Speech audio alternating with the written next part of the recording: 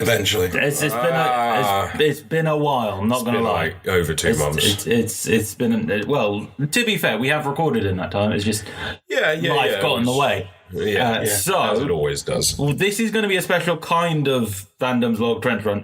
Let's do the introductions. As usual, I'm your host, Ewan Patterson. Cross the aisle from me is Dan, the Dark Lord of all Boyle. And then right next to me, with his headphones on, is, as always, Sam, the Sound Lord Glover. I hate being called Sound Lord because then people will start listening and they think it's terrible. Well, you are insightful. But then if there's any problems with sound, it's your fault. So that's always better. Be. So see, this Dark Lord, nothing's ever my fault. Yeah, brilliant. Well, no, everything would be your fault then if you were the Dark Lord. Well, yeah, but the Dark Lord. Well, yeah. So anyway, we've kind of divulged all over the place. So what we're going to do is I'm just going to kind of break it down as we go along. We're going to do big chunks of news. There's not going to be any quiz questions this week because it's just too much. Yeah. So let's start things off with item number 1, DC news. This is not going to be a flame war at all, is it? No. Warner Brothers has revealed they are looking into doing a standalone Joker film produced by Michael Scorsese with Leonardo DiCaprio rumored to be in the lead. You can tell how old these notes are, can't you? Is that still happening? There's still rumours of them. The upcoming Batman film will not have massive ties to the wider DCEU and may not star Ben Affleck. It might be Jake Gyllenhaal. Oh, God. Patty Jenkins has signed on to direct the next Wonder Woman movie. Gal Gadot has interestingly said, I will not be a part of Wonder Woman unless Brett Ratner, who is just a dirtbag, is kicked off of the production. He's now been kicked off of said production. And the film will be made after 2018's Aquaman. Okay. And Shazam is going to be the next one, starring Zachary Levi. How can I... Philandrel in Thor Ragnorock. Oh, Philandrel. Who's Philandrel? Blonde guy with a sword and mustache. Thor. Chuck. Chuck. Oh. Him. He's Zachary Levi. And Joss Whedon got a full writing credit for his work on Justice League. So, what do we want to unpack from that one? Let's go yay and nay on each of those. And then if you want to elaborate, we'll keep going. So, Joker film produced by Michael Scorsese with Leonardo DiCaprio. Martin Scorsese. Marty Scorsese. Overall. Martin. Isn't the kind of everything on a tightrope right now? Because Justice League is out, and there's a chance that if it's successful, everything goes through, and if it not, everything goes in a blender. But is this Joker film going to be part of the DC universe? Apparently not. Apparently not. But isn't that signs of they're losing faith in it? No, I just think to be honest, everything I've heard about this film so far just sounds like it's Martin Scorsese trying to do a comic book film, and this is his idea. It sounds like he doesn't know quite what he's talking about, and he's taken a character that he knows people likes, and he knows he can make a successful movie out of that people will go watch. It sounds like a bit of a cash grab on his part. It sounds like he's saying, well, the kids like the comic books, and the Joker's a gangster, and I know how to do gangsters. So that's what I'm going to do. And I'm going to get my good friend Leo to do it. This is not how Martin Scorsese talks, but this is how I'm doing it. Yeah, I can see. Sounds a little bit like Gilbert Godfrey. Okay, so I think we've all agreed that should never happen. So let's move on. The upcoming Batman film will not have massive ties to the wider DCEU. I can't really say that that's a bad thing. Because it lets them have their own standalone story. Again, we've had the standalone Batmans. I don't want a Batman film at the moment. I don't want a Batman film at the moment. Because Batman, the thing is, the way they think is Batman is a reliable source of income. That's all the reason they're doing it. And I don't. That's not the reason I want to see a Batman film. The one that I want to see is actually the Nightwing movie. Yeah, do something with Nightwing will be fun. Expand. I like the idea of expanding the Gotham verse. Yeah. Of just going into more about Gotham, but just leave Batman alone for a bit. Patty Jenkins signing on to Wonder Woman and all of the stuff that's happened around said Wonder Woman. Who is Patty Jenkins? The director of Wonder Woman. Okay, good. She did the first one. And at least she's doing the sequel as well, so you know that she is going to. And this one's going to be set in the Cold War. So we're going to get a bit more of what happened to Diana. So Wonder Woman's just going to ignore Hitler and everything that Hitler did. Well, apparently. She was just on a long holiday for those. She's there to look after humanity, except when we the German population. Maybe she agreed with Hitler. Maybe that's what we're going with. That's getting a bit too dark. I didn't say it. Brett Ratner being kicked off of. Oh wait, no, I did. Brett Ratner being kicked off of the whole production. Fair enough. Yeah, he's a douche. Yeah, fair enough. Did you hear about some of the stuff that you were saying to Ellen Page on the set of X-Men 3? No. Before Ellen had came out as gay, he was saying horrible stuff that she doesn't know that she's really gay or stuff like that. It's just awful. If you read what Ellen Page has written, it's just disgusting. So many horrible people at the moment. Aquaman is going to be coming up next year, and then we've got Shazam, which will star Zachary Levi. See, I still don't think that there's a I think at the moment, any news we talk about DC, there's a chance it might not happen. Aquaman is finished production. It's finished production, so Aquaman is actually. Well, I still feel though with DC, there's still a chance they're not going to release it. Yeah. Well, no, they'll release it, but they'll do like the extended magic cut. Is Justice League on here or? No, yeah, we there is a Justice League mini review. Okay, I'll have to wait to complain about that. Yeah, I feel like though Aquaman, I'm kind of looking forward to. Yeah, I'd like to see Jason Momoa as Aquaman. I feel like if anybody's going to play Aquaman, I feel like he could actually bring something to it. Because Aquaman's not as bad as people say. People like he's the butt of the jokes, but he's actually all right. He's a decent hero. So I think that they could do it. As the one member of the panel that has actually gone and watched Justice League, I can say categorically he's amazing in the film. He's a bit underserved, but I'll get to that when we get to the mini review. I think that's all we can talk about for now on DC news. Woof, get your teeth back in, Ewan. Rick and Morty Dan time. Do you want to talk about Rick and Morty? I love Rick and Morty. Rick and Morty was great. The season has finished now, series 3. Yeah. Had some fantastic episodes in it that were brilliant. Lovely. Some brilliant new concepts. We got an awful lot more of the little bit of story. Yeah. We got quite a bit more of everything, really. Sam, any thoughts? The only thing that I like Rick and Morty, but I'm growing tired of Dan Harmon stuff. Fair enough. Because the Dan Harmon sense of humour seems to be quite toxic to the internet. Because if you see the McDonald's scenario where when they try to cash in on all of the Rick and Morty fans, and then they kind of created a very unpleasant place to be. Well, I feel like that's more the Rick and Morty community. But let's face it, the fandom of most things are just horrible. Just awful people. If you ever go on Tumblr is my least favourite site on the internet. What's his Tumblr? Tumblr is hell itself. Okay, it is a horrible place to be. My problem is that the Dan Harmon sense of humour, the breaking of the narrative, he's a man that's obsessed with structure, that likes to break the fourth wall. Yeah. So he's kind of naturally he's a very self-deprecating storyteller. Yeah. And I'm kind of worried because of his success in that, it's breaking through with other things. And it kind of like at the end of Rick and Morty, there was this obsession with going back to the status quo. He's obsessed with the status quo and that. Yeah, I wasn't too happy with the finale. I do have to say the way they ended the series, like they'd gone on this whole arc and now season 3 was in a different direction to the previous 2 series. Now it looks like season 4 is going back to how it used to be. I'm not too happy about that. If they're going to go down a different route, I want to stick them going down a different route. Yeah. And the problem is it feels weirdly lazy sometimes with the structure. He likes structure. He keeps rigorous structure, but then he'll be like, I can't be bothered with this anymore. And you can see it in lots of things in the story, and that's kind of winding me up now. Because it's like the names. I know they're purposely stupid names, but it feels like they're not even the feeling that they're not even trying makes me feel Mr. Poopy Butthole. Yeah.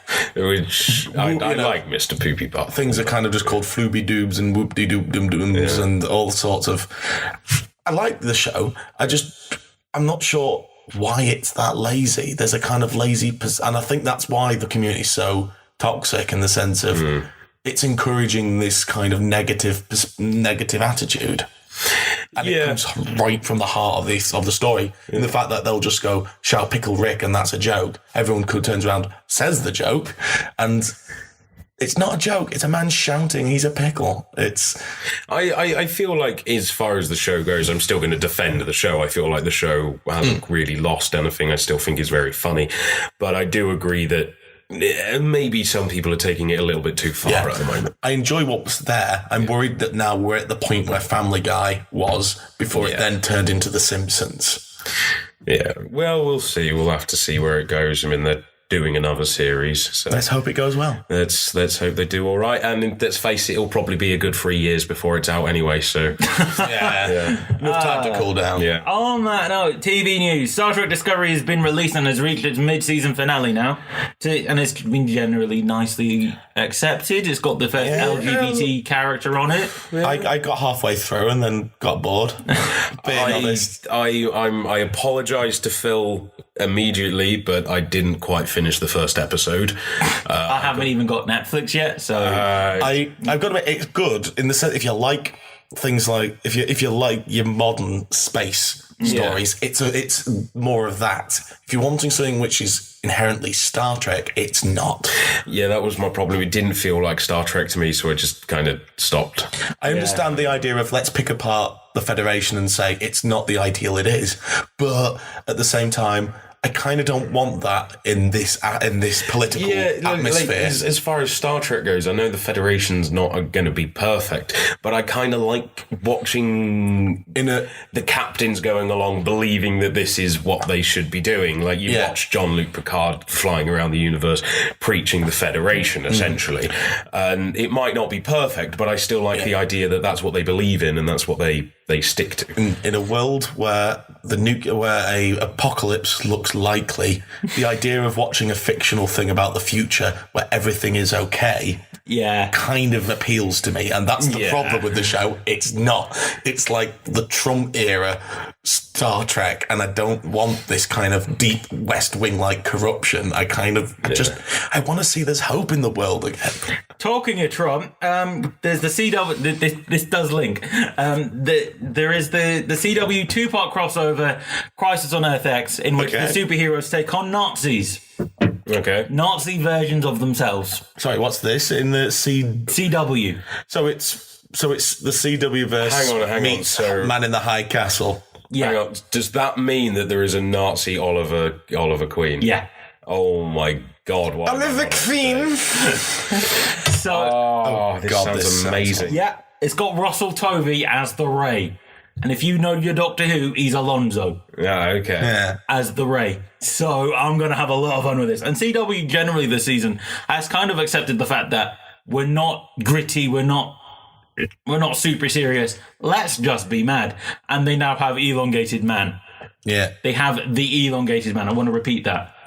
Which one's the elongated man? He can he's Mr. Fantastic. But for DC. And he's a detective.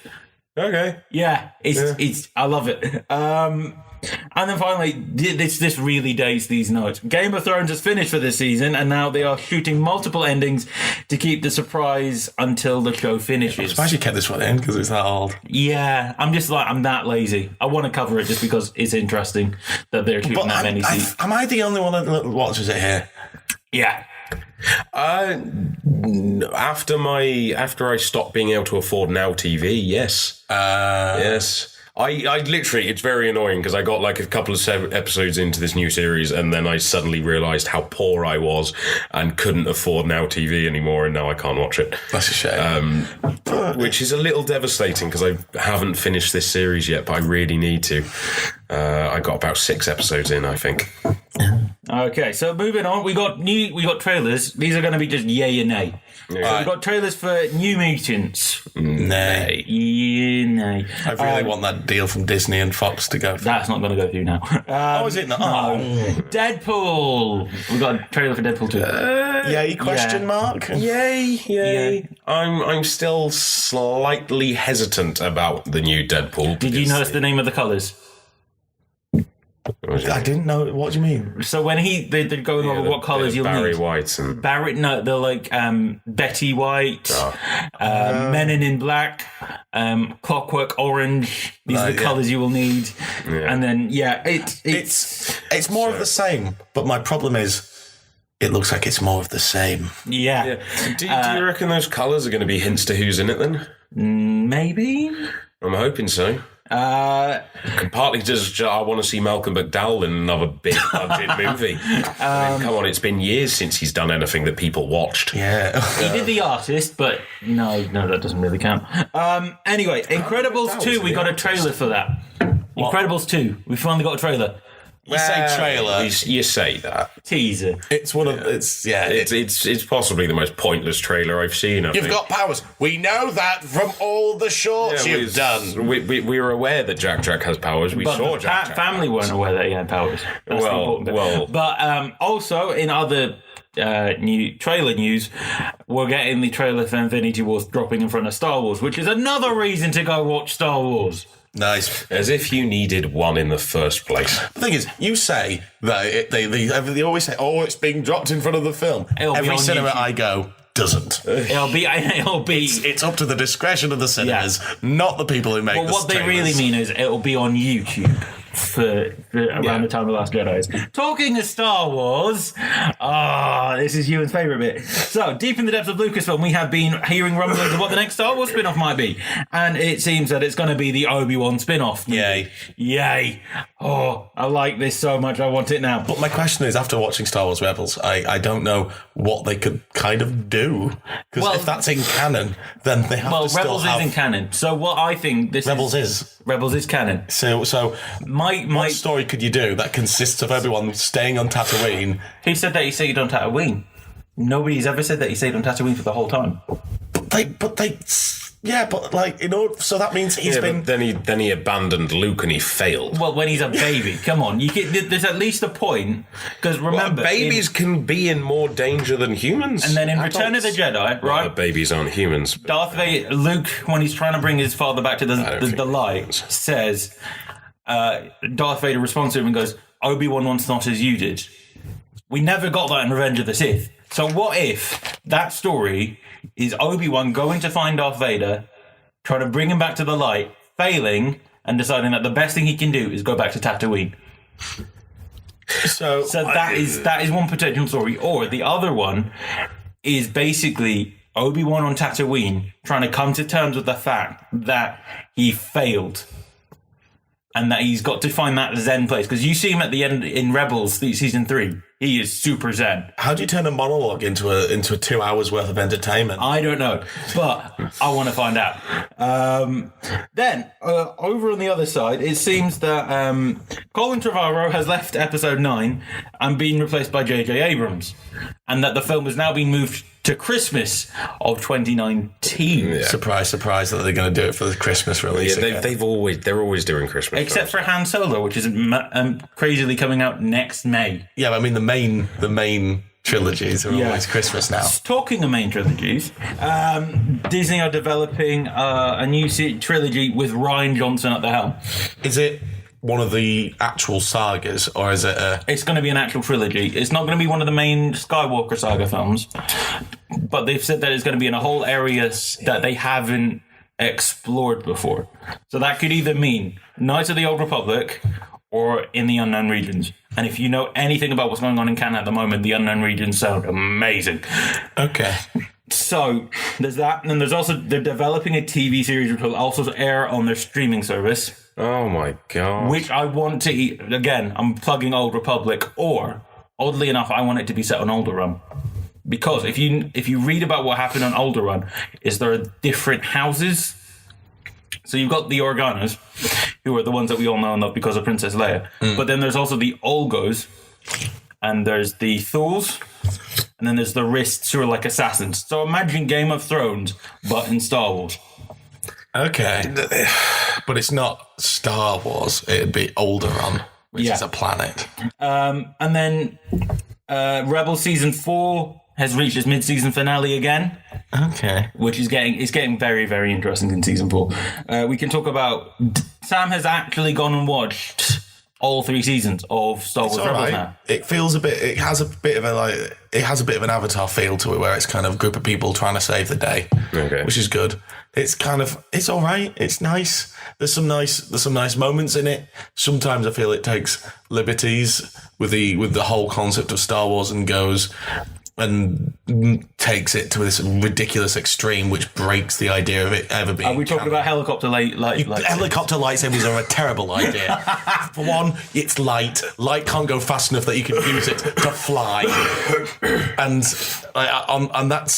then there's just other small things that they kind of take, which is that's a nice idea or that's a terrible idea. Just we can't have like 3 Inquisitors.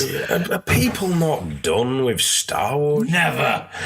I can't believe that people's nostalgia allows them to watch so much Star Wars without ever getting bored. Never. How are people looking at all this Star Wars stuff and still excited for every single minute? I cannot get that into my head. I genuinely can't. There's so much of it. Yeah. All of my brain is going, well, what am I supposed to do with all of this? From a Marvel equivalent, it's like I feel that the Star Wars is getting to this point where we're talking about not just talking about Coulson having his own thing, but the guy that played Gallagher having has his own film. That's what I'm on about. It feels like every single point of this story is being explored, and I've never been much of a fan in the first place, so I don't care all that much. But how do people still? I don't understand. You want to explain to me why on earth people still are excited to see all of this and aren't worried that they're going to oversaturate it? Well, I think the oversaturation is a valid argument. Yeah. But I think, honestly, that the thing is with Star Wars is it's not just the Jedi that they can explore.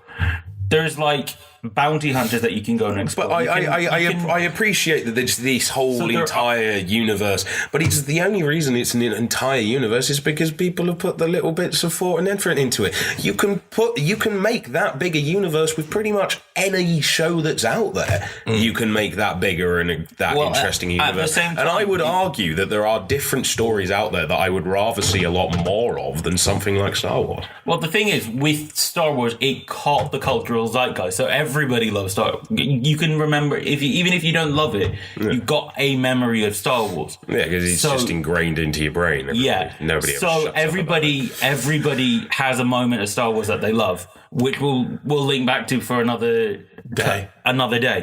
But I think I see where you're coming from, but for me, I love Star Wars, and having more Star Wars is never a bad thing for me.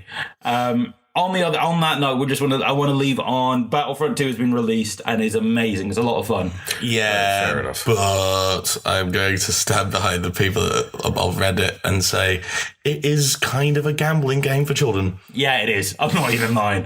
And we can't talk about Battlefront 2 without raising the fact that there's been massive protest against EA and more specifically getting Disney to try and turn on them because of the whole loot crate scenario where you can't play the game without using the loot crates, and the loot crates are designed so that children are actively engaged with giving more money to a game for the chance to make the game better. And it's no, the problem is there's 2 options. Having played the game, there are 2 ways that you can do it. You can either grind and get your credits that way to buy the loot crate. I bet that takes ages. No, it doesn't. Though I spent like a couple of hours last night and I made 4,000 credits, which gives you about 3 loot crates.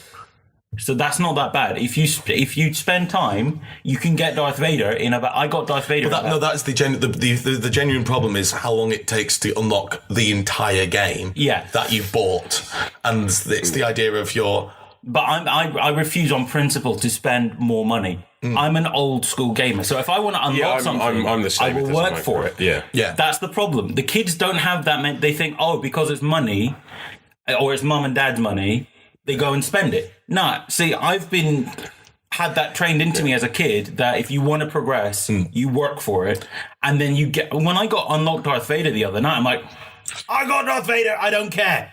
But there are certain government bodies that are currently investigating Battlefront 2 under the grounds of it being classified as a gambling game, and if it's not, they are breaking the law. Yeah. Potentially Battlefront 2 is breaking the law. Well, at the same time, Battlefront 2 was a 16. So kids under the age of 16 shouldn't really have that game. Yeah, they shouldn't be playing it. They anyway, shouldn't be playing that game. At the end of the day, it's the parents' own fault. If they don't regulate what... I do kind of like that argument when parents complain about games. Well, yeah, Well, they're not old enough to play it. Yeah. So the kids don't have that understanding. If you're talking to a 16-year-old who does that, that's a different question. But if it's a 10-year-old who has no concept of money or earning money, then it's your parents' fault. I'm sorry. The parents might be out of pocket, but if they don't regulate what the kids are doing, I'm sorry, but you failed as a parent. But at the same time, there is a responsibility from companies to actually... Because, for example, there are certain games I've started noticing that have a kind of child lock on it. So you can play the game, but if your parents want a kid to play the game, you can shut down any financial transactions. It shuts down going to the shop and they just play the game. That is a very responsible way from a designer's point of view. Yeah. And that's what EA, who are a big company working with Disney, which are a child's business, they trade in kids' entertainment, they should have that kind of responsibility in their own game of saying, you can't do this until you ask your mother. Yeah. So I think they'll probably put a patch in where they have to verify their age, but even then there are ways around it. Yeah, let's face it, we've all faked our age on many an account. Yeah. So let's see what happens, but that's where I stand on it. Let's move on. I'm going to skip over the It news because it was just talking about how amazing It did at the box office. Marvel, we've got our first look at Evangeline Lilly's The Wasp, which looks pretty standard. Not seen that. The image has been floating around the Tintinet for about 2 months, mate. I've been doing Halloween. Yeah, we've been dying, literally. It looks nice and sleek, and it's a little bit different from the one that you saw at the end of the post-credits. Oh, is it a bit more snazzy? Yeah. Inhumans has flopped in every sense of the word. Oh, God. The IMAX founder, head of IMAX, has said, I hated how they used our technology in the thing. And instead of being like an 8-part series, they've turned it into 4 2-hour movies. And they've just kind of shuffled it out of the way now. Yeah. So that they haven't even greenlit a second season. I don't even think I've seen Inhumans being advertised on Netflix. No. I don't even... thinking about it, I don't even think I've seen it come up on my little... very deep. And is it very bad? It's a bit like down with the Adam Sandler films now. Oh, yeah, okay. So at the bottom of my Netflix, that will... that little... You have to search for it. Yeah. Talking of Marvel news, Thor Ragnorock has been released. And on that note, let's move over to the Thor Ragnorock movie. Mini review. Thor, so I'm going to say it now because before anyone else, because Thor is a really good film. It's I agree with a lot of the critics that it is one of the best Marvel films out there. It is because it provides a different side of the Marvel universe. It gives us a different type of film that we haven't yet seen. The director took liberties with the Marvel formula and decided to go in a different direction. That changes the zeitgeist of the way we see the Marvel universe, which is good. I'm glad that happened, and I'm glad we've got a film I can just sit down and have a fun time with. If it is fun like that, then that's good, because it's something that a lot of movies are missing nowadays. A lot of comic book movies are missing nowadays. Yeah. It's just the fun. I just want to sit down sometimes and eat some popcorn and watch something silly and stupid. Also, it is the most metal film you will ever see. And I mean physically see. It looks like every wide shot they do is designed like it's a heavy metal album cover. Okay. And just I've never seen that in an action film where they've actually taken care and really tried to give a damn about the way about these glorious moments, because it actually feels mythical at times, which is true to the character. Well, I'm on the other side of it. I didn't hate Thor Ragnarok. I enjoyed it. I had fun with it, but I found it. I honestly walked out of the theater going meh, because my reason being is the things they do to certain characters in this film I just detest it. I disagree with on a fundamental level because it's not really a spoiler. Do you care about spoilers, Dan? It's been out for over a month. If you want Just say it.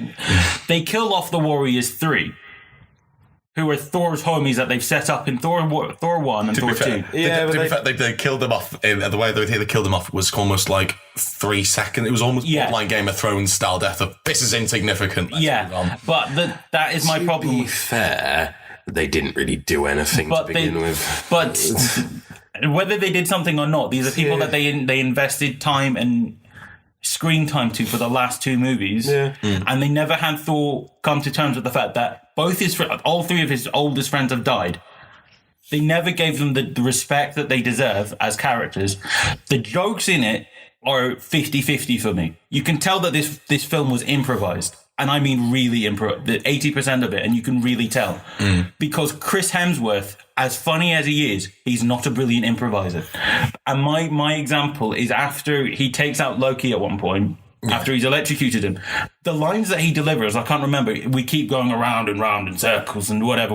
I'm like, I could tell that was an improvised line because it didn't feel natural.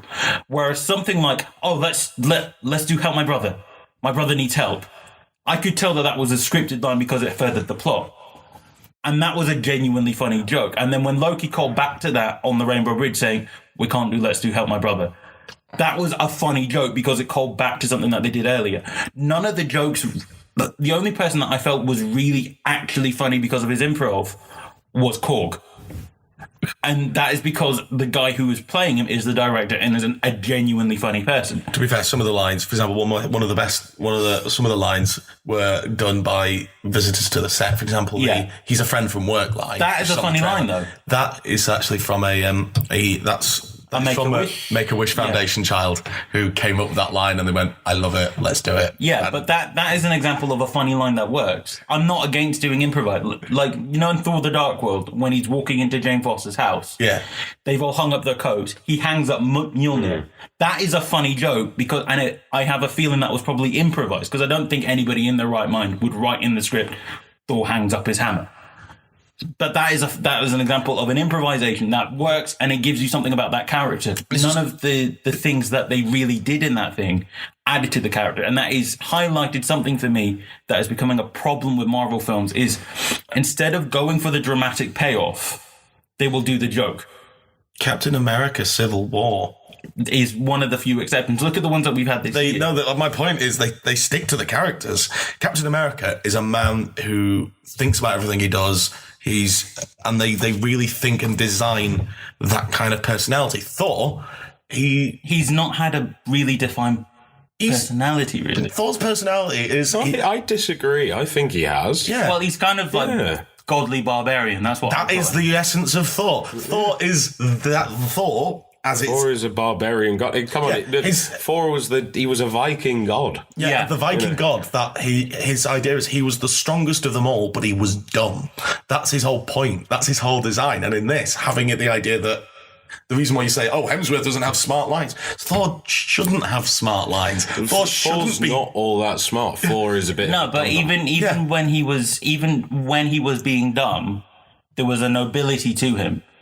There was a princeliness to him, and I felt that they lost that in this film. Well, he's not a prince anymore. Yeah, but that's the thing. There's a certain bravado that you carry. He was given his. I think it was more true to the character in the Dark World. He did have this kind of I am a noble man, and it was too trying to copy Kenneth Brananisms from the first. But see, that's where I think they should go with Thor because he is a different kind of character. I felt they were going very Guardians of the Galaxy. Guardians of the Galaxy is a good film, but it should be its own thing. You should be going to the Marvel Cinematic Universes for different flavors. I don't want the same flavor on all my chips. I want something that's different. And because, I'm looking at it from a Shakespeare point of view. I love Shakespeare, and when they showed me that Thor was this big Shakespearean character, and the story of Thor is very tragic and very... But I like that aspect of it, and I'm getting very annoyed. Also, the thing is, with Asgard and Sakaar, it felt like there were 2 films at war. two different tones for this film. I recommend you should read Neil Gaiman's writings on Norse mythology, because that will give you a better insight into how screwed up and ludicrous the Norse mythology is. They are more fun, they're more tongue-in-cheek. The ideas that they have are just insane. Like the reason... I've read a lot about Norse mythology, but my problem is that they don't seem to have settled on a tone, really. But it felt the tone in that was fun. They wanted to yeah, but then you cut back to Asgard and it's all hell and brimstone and everybody's going to die any minute. You don't want the same tone throughout the entire film. Yeah, but there's ways of melding that together. It's like they've got a funny joke and then they've got right next to it somebody about to get their head chopped off. It doesn't feel... It just didn't have... I felt jarred quite a lot of the time in it. I feel this is more inspired by Rick and Morty. And the thing that I was worried about before, I would say I agree with you with that. The idea of this is the improvised from the production side of things. Yeah. It's more reminiscent of the Rick and Morty style of creating a story of here's the plot lines and then the actors go say something along this lines. That's what it felt more like. And if the world kind of was very reminiscent of something I would genuinely see Rick just wandering through. Okay. Which on the side of Marvel, the question is that a good thing for the Marvel universe? I can see your problem, but on the other side, Thor is definitely a character that comfortably fits into that style of humour. But then at the same time, like my other problem with it is they didn't let dramatic moments breathe. For example, when they destroy Asgard, they kept saying, yeah, Asgard is the people, not the city. But still, the fact of the matter is, not everybody made it out of Asgard. And Seta was destroying Asgard. And they kind of pull back out of it, and they pull out, and everybody's watching the destruction. And they go for... Now, the smart thing would have been to let that moment settle. But what they did is they immediately went for the joke. And that kind of, you have to make that joke hilarious. It has to be worth that moment. And it wasn't, I'm sorry. That it wasn't a funny joke. If anything, it detracted from that moment. Because that is where these people have built ruse. And I didn't like that. You see what I mean? I can see what you mean, but the thing I think was represented better was the frame of mind in the North, in kind of the like Asgardian way of thinking is kind of the whole point of Ragnarok isn't that it's the end, it's the rebirth. It's things die, gets destroyed, and it starts again. Yeah, but they didn't explain that, did they really? No, there was a lack of it. There was a lack of explanation. I give you that there is moments where... It was all they were really talking about was the end. They never really... Because Ragnarok has always been the death and then the rebirth of the Norse gods. They didn't talk about the rebirth of the Norse gods. That is the problem. So people, like, they associate Ragnarok with death and destruction. They don't associate it with the rebirth. And that was a problem that they've set up right from the beginning. So that is my where I give it about a 7 out of 10. It's I would say if I were to give it like a one of our scores, I'd spend about 20 quid on it. I can see that. I would say probably 30. I'd definitely get the DVD. I'd definitely get the Blu-ray. Yeah, I'd get it in my collection. Yeah, but I wouldn't go beyond that for me. We probably should move on because I'm going to clock in. Yeah, same with me. Justice League, right.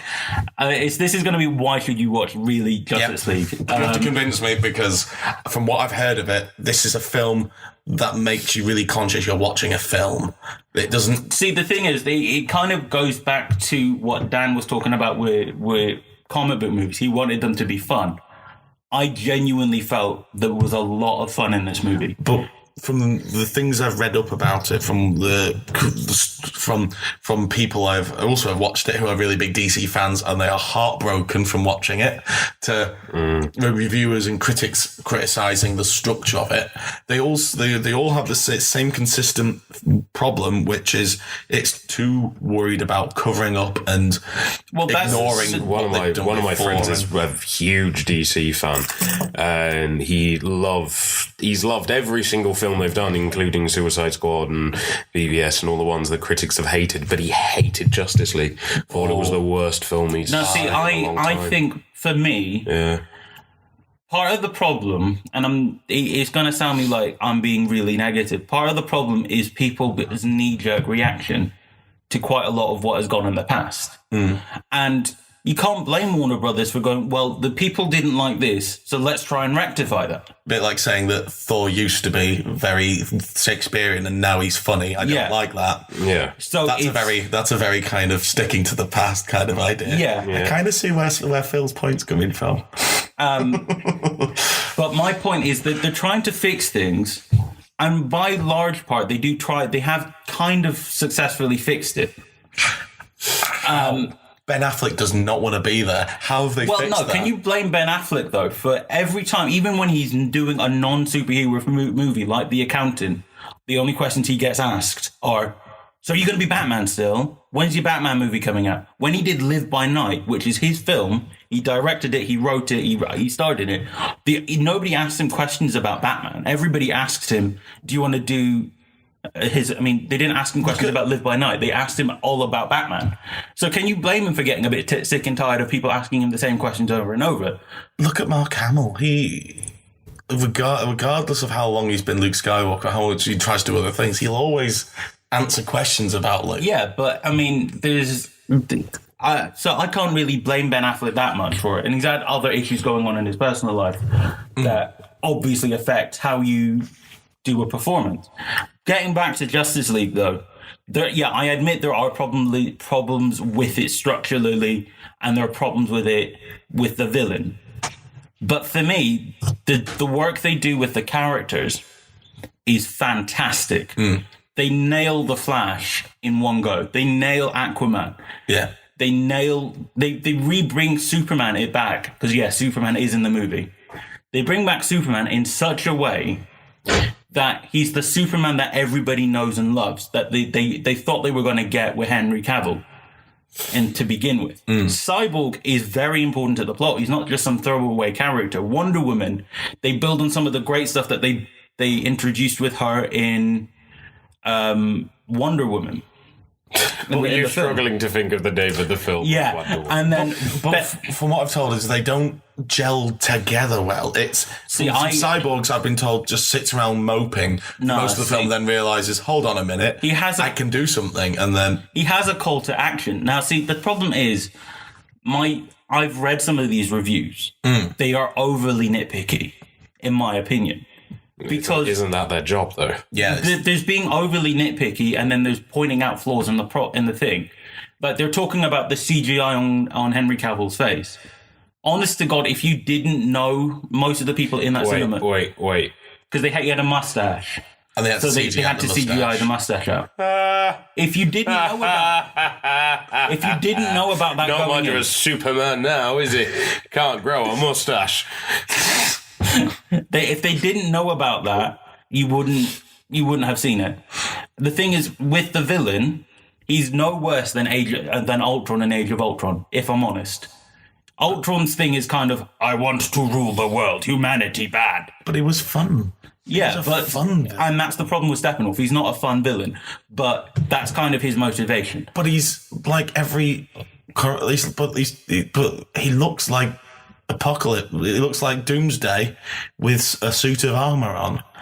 See, and they have an obsession with these big villains, these bulky villains. People have always said that the DC universe has much better villains. Not according to Zack Snyder films. The DC universe does have a lot better villains than Marvel. DC did. I don't think you could quite argue that. You can't. Well, the thing is, but they are not proving it in the films. I will agree with you. Yeah, the films that they have chosen, the villains they've chosen to have in their films, I think the closest ones they've had that are really good are General Zod in Man of Steel. General Zod, because you can see where he's coming from. Breath of fresh air, but then they've chosen let's have a Joker that looks like he's been hit in the face.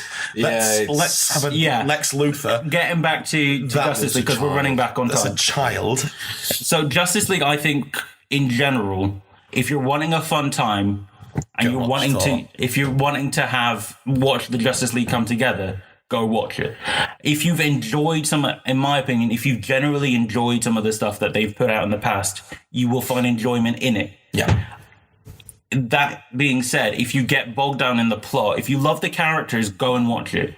I honestly, when my mates were telling me, oh, this film is really, really bad, I'm like, no, because I want to go watch it for myself. I want to make my own decision. At the end of the day, I recommend people go watch it and come out with their own decision. I would prefer to watch clips on YouTube. I am not paying for this. So film. that is where I'm standing on it. I made a vow after Batman v Superman. Until they've learned their lesson, I'm not going to. I think after this, they're going in a different direction. They're going in a more light direction. And they're going to let it be hopefully more director-led. That's what they've said. Honestly, with the stuff with Joss Whedon and Zack Snyder, you wouldn't notice there was a difference in the tones at all. So I honestly give it about a 30 quid. I brought it down from where I originally thought it was, because I was on the high. But I'm bringing it down to about 30 quid because... So you're saying watch it in the cinema and get the DVD of it? Yeah, because I had fun with it. I enjoyed it. Legitimately, the last 20 minutes of this film, I was grinning from ear to ear. And I can't explain that without going into a lot of spoilers. So I think that's too much money for me. I haven't seen it, so I can't really give it a proper review. If you're going off of the trailers don't do it a lot of justice. Ironically. And on that note, I'm going to leave it there because we've got to go. So, that's a goodbye from me. And so I will say goodbye. From Dan. I will also say goodbye from Matt Ewen. And Salute. Hopefully we will be more regular. Like fruit and fibre. Exactly. I've been having bran flakes all morning. So, hopefully see you in a couple of weeks. Bye. Bye.